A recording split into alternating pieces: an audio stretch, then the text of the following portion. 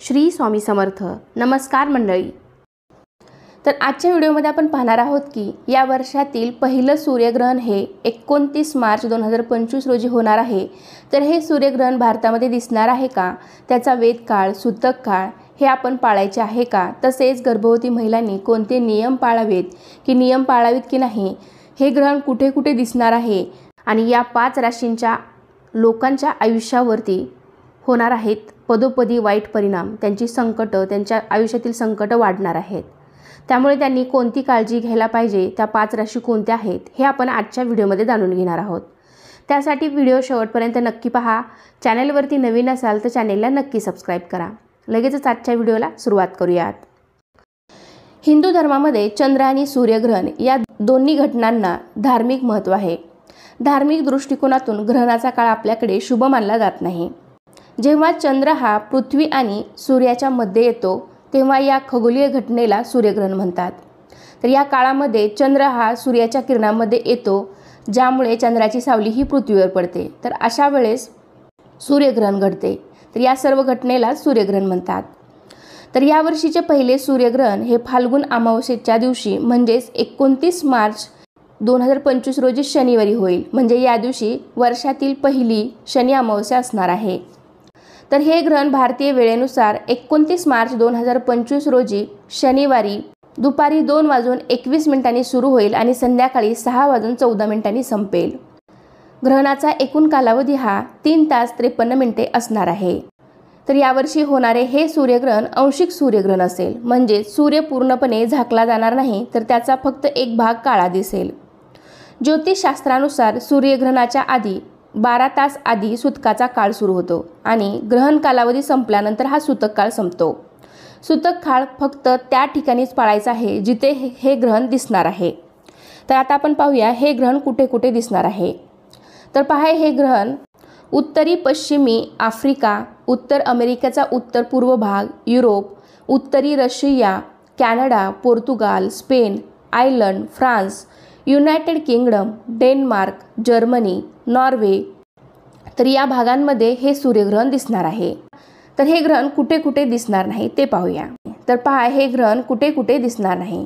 Bharat, Pakistan, Sri Lanka, Nepal, Afghanistan, Fiji, Mauritius, UAE आणि इतर आशियाई देश, दक्षिण आफ्रिका, ऑस्ट्रेलिया, दक्षिण अमेरिका, तर या भागांमध्ये हे सूर्यग्रहण दिसणार नाही.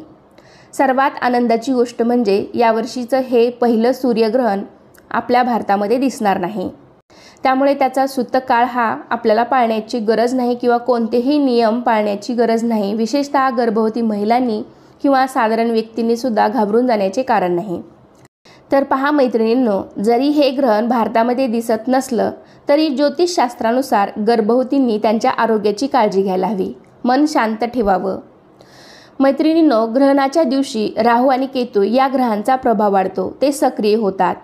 सूर्यग्रहण ही खगोलशास्त्रीय घटना असली तरी ज्योतिषशास्त्रात सुद्धा त्याला अनन्यसाधारण असं महत्त्व आहे. त्याचे चांगले वाईट परिणाम हे माणसावर होत असतात. जरी ते ग्रहण कुठेही दिसत असलं तरी त्याचे सूक्ष्म कण हे वातावरणामध्ये, निसर्गामध्ये मिक्स झालेले असतात. तर त्याचे चांगले वाईट परिणाम माणसावर होतात हे सांगितलं गेलेलं आहे. या काळात निसर्गात होणाऱ्या बदलांचा माणसाच्या शरीरावर परिणाम होत असतो. त्यामुळे जरी हे ग्रहण भारतामध्ये दिसत नसलं तरी विशेषतः गर्भवती महिलांनी 29 मार्च रोजी दुपारी साधारणतः 2 वाजल्यापासून ते संध्याकाळी 6:30 वाजल्यापर्यंत हे ग्रहण तुम्ही घरामध्येच पाळायचं आहे. तर आता पहा, हे ग्रहण कसं पाळायचं आहे. तर हे ग्रहण तुम्ही घराच्या बाहेर यायचं नाही, एवढंच फक्त काळजी घ्यायची. तुम्हाला घरामध्येच बसून तुम्ही आराम करा, TV पहा किंवा इतर देवांचा जप करा किंवा इतर देवाधर्माची पुस्तकं वाचा, TV पहा. तसेच तुम्ही या ग्रहण काळामध्ये जेवण करू शकता, बाथरूमला जाणं, टॉयलेटला जाणं, तर या सर्व गोष्टी तुम्ही या ग्रहण काळामध्ये करू शकता. तर त्याचा कुठलाही परिणाम आपल्यावर होणार नाही. फक्त की तुम्ही बाहेरच्या वातावरणामध्ये जाऊ नका, कारण गर्भवती महिला या 2 जीवांचा सांभाळ करत असतात. बाह्य स्थितीत त्यांच्या मनावर त्याचा परिणाम होऊ शकतो. म्हणून गर्भवती महिलांनी विशेष काळजी घ्यायला हवी असं ज्योतिषशास्त्रात सांगितलं गेलेलं आहे. धार्मिक दृष्टिकोनातून ग्रहणाची घटना ही शुभ मानली जात नाही. जर तुम्ही धार्मिक गोष्टीवर विश्वास ठेवत असाल तर तुम्ही या नियमांचं पालन करू शकता. असं मानलं जातं की ग्रहणाच्या वेळी काही विशेष गोष्टींची काळजी घेतली तर कुटुंबाच्या आणि व्यक्तीच्या जीवनावर त्याचा वाईट परिणाम होत नाही. ज्योतिषशास्त्रानुसार ग्रहण काळात व्यक्तीच्या आजूबाजूच्या प्रत्येक गोष्टीवर त्याचा परिणाम होतो. त्याचा व्यक्तीच्या जीवनावर नक्कीच चांगला किंवा वाईट परिणाम होतो. हे टाळण्यासाठी ज्योतिषशास्त्रात अनेक नियम सांगितले गेले आहेत. अशा परिस्थितीत गर्भवती महिलांना या काळामध्ये काही खास गोष्टींची काळजी घ्यायचा सल्ला दिला जातो. जरी हे ग्रहण भारतातून दिसत नसलं तरी गर्भवती महिलांनी या 4-4.5 तासामध्ये साधारणतः 4 तास आपल्याकडे ग्रहण काळ आहे, तर त्या काळामध्ये तुम्ही घरात बसूनच थोडीशी काळजी घ्यायची आहे. तर पहिला नियम पाळायचा आहे गर्भवती महिलांनी ग्रहण काळामध्ये चाकू, कात्री, सुया इत्यादी ज्या काही धारदार वस्तू असतात तर त्यांचा वापर करणं टाळायचं आहे. यानंतरचा दुसरा नियम, घराबाहेर पडू नका. गर्भवती महिलांनी सूर्यग्रहण काळामध्ये घराबाहेर पडणे टाळावे. तिसरा नियम असा आहे, ग्रहण काळात तयार केलेले अन्न टाळावे. गरोदर महिलांनी ग्रहण काळामध्ये तयार केलेले अन्न खाऊ नये. असे म्हणतात की यावेळी पडणारे जे हानिकारक किरण असतात तर ते अन्न दूषित करतात.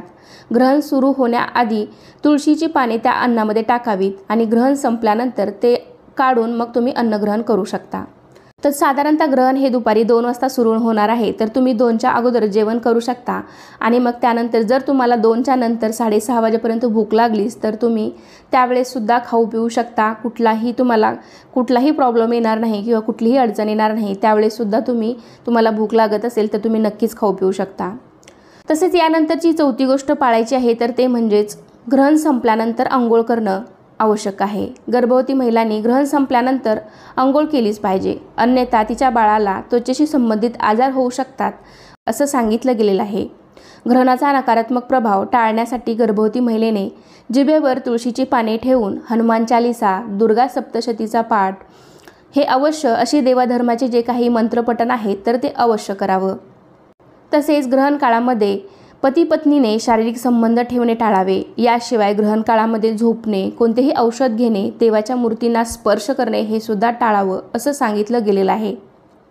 अनादी काळापासून असे मानले जाते की ग्रहणाचा गर्भाच्या विकासावर परिणाम होतो आणि गर्भवती महिलेच्या शरीरामध्ये हार्मोनल बदल देखील होतात. या बदलांमुळे गर्भवती महिलांचा मूड स्विंग, चिंता, लालसाही जाणवते. त्यामुळे याला कोणताही शास्त्रीय आधार नसला तरी हा धोका टाळण्यासाठी भारतामध्ये गर्भवती महिलांना ग्रहण काळामध्ये घराबाहेर पडण्यास मनाई केलेली आहे. तर 29 मार्च 2025 रोजी होणारे सूर्यग्रहण हे भारतातून दिसणार नाही, तर त्यामुळे त्याचा सूतक कालावधी आपल्याला किंवा कुठलेही नियम वगैरे वेदादी काळ कुठलेही पाळायची गरज नाही. जर तुम्ही धार्मिक गोष्टीवर विश्वास ठेवत असाल तर या जे काही मी आता थोडेफार नियम सांगितलं तर त्या 2-4 तासामध्ये या नियमांचं तुम्ही पालन नक्कीच करू शकता. त्याला कुठलाही वैज्ञानिक आधार नाही, परंतु तरीही तुम्ही तुमच्या बाळाला कोणत्याही प्रकारच्या धोक्यापासून वाचवण्यासाठी हे ग्रहणाचे जे 4-4.5 तास आहेत ते नक्कीच पाळू शकता. तर हे ग्रहण भारतामध्ये दिसणार नसल्यामुळे त्याचा सूतक काळ, वेद काळ कुठलेही नियम पाळण्याची गरज नाही. म्हणून गर्भवती किंवा इतर कोणीही घाबरून जाण्याची गरज नाही. ग्रहण ही एक खगोलीय घटना आहे आणि ग्रहणामुळे तुमच्यावर, तुमच्या बाळावर काही विपरीत परिणाम होईल असं बिलकुल नाही. फक्त मोठ्यांचं ऐकण्याचा आपल्या मनाला समाधान मिळावं. कसं आपल्याकडे पूर्वापारपासून या सगळ्या चालीरीती, परंपरा या रूढ होत आलेल्या आहेत, चालत आलेल्या आहेत आणि त्यामुळेच या ग्रहण काळामध्ये असं म्हटलं जातं की धार्मिक कार्य केलं तर त्याचं पुण्यफळ आपल्याला अधिक पटीनं मिळतं. त्यामुळे ग्रहण काळामध्ये जप, मंत्र, अनुष्ठान या गोष्टी करणं, तसेच हनुमान चालीसा, दुर्गा सप्तशती पाठ, गणपती अथर्व शीर्ष या सगळ्या गोष्टी करणं खूप महत्त्वाच्या आहेत. त्यामुळे तुम्हाला मनाची शांती देखील मिळेल आणि मनामध्ये थोडीशी जी काही भीती असेल तर ती सुद्धा दूर होईल. ज्योतिषशास्त्रानुसार 29 मार्च रोजी वर्षातील पहिलं सूर्यग्रहण लागणार आहे. वर्षातील हे पहिलं सूर्यग्रहण 5 राशींसाठी फार घातक ठरणार आहे. कारण या दिवशी कर्मफलदाता शनीचं सुद्धा मीन राशीत संक्रमण होणार आहे. त्यामुळे अनेक राशीवर याचा परिणाम होणार आहे. तर त्या राशी नेमक्या कोणत्या आहेत हे आपण यापुढे जाणून घेऊयात. तर त्यातीलच पहिली राशी आहे मेष राशी. मेष राशीच्या लोकांसाठी 29 मार्च नंतर स्थिती बदलणार आहे. या दरम्यान मेष राशीच्या लोकांना आपल्या आरोग्याची काळजी घ्यावी लागेल. त्यात कोणताही हलगर्जीपणा करून चालणार नाही. तसेच या काळात तुमच्या नातेसंबंधांनाही जपावं लागेल. तुमच्या वाणीवर, तुमच्या बोलण्यावर नियंत्रण ठेवणं गरजेचं आहे. तसेच यानंतरची दुसरी राशी आहे कर्क राशी. कर्क राशीच्या लोकांसाठी सूर्यग्रहणानंतरचा काळ हा फार कठीण असणार आहे. या काळात तुम्हाला तुमच्या खर्चावर नियंत्रण ठेवावं लागेल, कारण याचा परिणाम तुमच्या आर्थिक स्थितीवर होऊ शकतो. तसेच कुटुंबातील कोणत्याही सदस्याबरोबर विनाकारण वाद घालण्याचा प्रयत्न करू नका, यामुळे तुमच्यातील वाद वाढू शकतात. यानंतर तिसरी राशी आहे तुळ राशी. तुळ राशीच्या लोकांना सूर्यग्रहणानंतर सावध राहण्याची गरज आहे. या काळात तुम्हाला तुमच्या करिअरच्या संदर्भात अधिक गांभीर्याने विचार करावा लागेल. तसेच तुम्हाला तुमच्या बजेटवर देखील नियंत्रण ठेवणं गरजेचं आहे.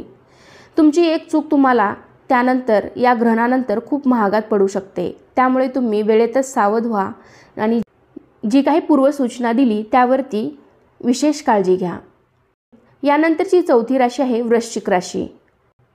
वृश्चिक राशीच्या लोकांनी सूर्यग्रहणाच्या वेळी आपल्या वाणीवर, आपल्या बोलण्यावर नियंत्रण ठेवणं गरजेचं आहे. कोणीही तुमचा गैरफायदा घेऊ शकतं, त्यामुळे कोणावरही विश्वास ठेवू नका. तसेच तुमच्या खर्चावर नियंत्रण ठेवा. विनाकारण पैसे खर्च करू नका. तसेच तुमच्या वैवाहिक जीवनात दुरावा निर्माण होण्याची शक्यता आहे, त्यामुळे तुम्ही विशेष काळजी घ्या. यानंतरची पाचवी राशी आहे धनुराशी. धनुराशीच्या लोकांसाठी सूर्यग्रहणानंतरचा काळ फार कठीण असणार आहे. या दरम्यान तुम्हाला आर्थिक तंगीचा सामना करावा लागू शकतो. त्यामुळे तुमच्या आर्थिक जो काही खर्च आहे तर तुम्हाला तो जपून करावा लागेल. तसेच या काळात कोणत्याही प्रकारची देवाणघेवाण तुम्ही करू नका आणि आरोग्याची काळजी घेणं गरजेचं आहे. तुमच्या आरोग्यावरही तुम्ही लक्ष द्यायचं आहे. तर कसा वाटला तुम्हाला आजचा व्हिडिओ नक्कीच मला कमेंटद्वारे सांगा. व्हिडिओ आवडला असेल तर व्हिडिओला लाईक करा. तुमच्या फ्रेंड फॅमिलीमध्ये शेअर करायला विसरू नका. चला तर पुन्हा भेटूया अशाच एका छानशानी माहितीपूर्ण व्हिडिओमध्ये. तोपर्यंत धन्यवाद. सर्वांना श्री स्वामी समर्थ.